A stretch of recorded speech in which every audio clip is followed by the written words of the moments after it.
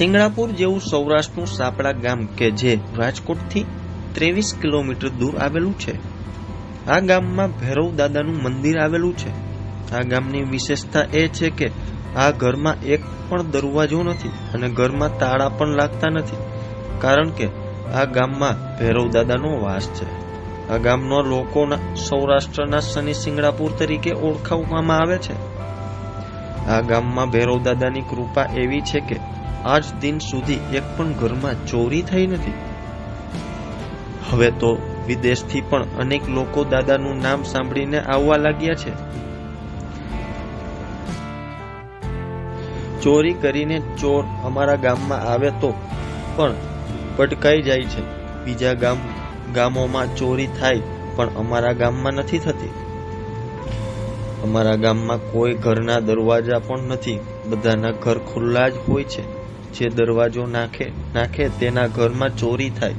અમારા આ દાદા એ કીધું છે કે હું આ ગામમાં છું એટલે અમારા દાદા વખતથી કોઈ ઘરમાં દરવાજા નાખ્યા ન હતા. દાદાની એટલી બધી દયા છે, દૂર દૂરથી લોકો દર્શન કરવા આવે છે. જેમાં હવે તો દેશ વિદેશથી પણ અનેક લોકો દાદાનું નામ સાંભળીને આવવા લાગ્યા છે. લોકોને આ ગામને મિની સિંગણાપુર તરીકે પણ ઓળખવામાં આવી રહ્યું છે.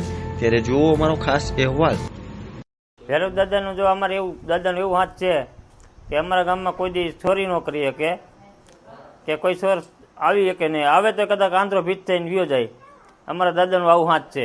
અમારું દાદા સિંગડા શ્રીપુર કે નહીં એના તરીકે અમારું ગામ ઓળખાય છે કે સાતડામાં ભાઈ ગમે ત્યાં ચોરી ન કરે, કોઈ દરવાજા ન કરી શકે. દરવાજા કરે તો એને ઘરે ચોરી થાય. આવું અમારા દાદાનો હાથ છે. ગમે ત્યાં જવું હોય તો ગામ ગમત રહે તો અમારે વિશ્વાસ હોય દાદા માથે કે અમે કોઈ દી ઉપાધિ નહીં. એ પેલા ચોર કરવા આવ્યા હતા એના બધાના પાડિયા થઈ ગયા. એ જે પાડિયા હજે એમના છે કે અમારા ગામમાં કોઈ ચોરી ન કરી શકે.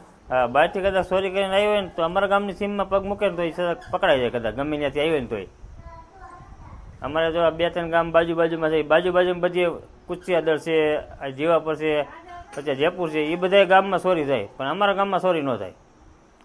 દાદાના હિસાબે કે ભાઈ દાદાએ કીધું છે કે હું અહીંયા બેઠો છું, ગામની રક્ષા કરીશ.